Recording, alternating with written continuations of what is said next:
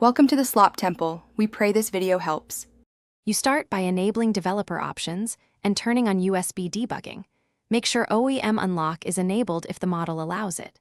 You should back up your photos, messages, and accounts because unlocking usually wipes the device.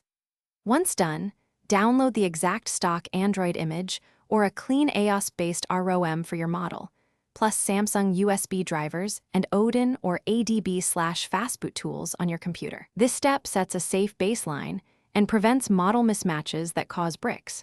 You now boot into download mode and connect via USB. Odin recognizes the device as COM if drivers are correct. In Odin, load the AP, BL, CP, and CSC, or use fastboot to sideload a system image depending on the target ROM. Make sure vendor and bootloader versions match the image to avoid compatibility issues. After flashing, perform a factory reset or wipe cache and Dalvik to clean residues. This prevents boot loops and ensures the new Android runs cleanly.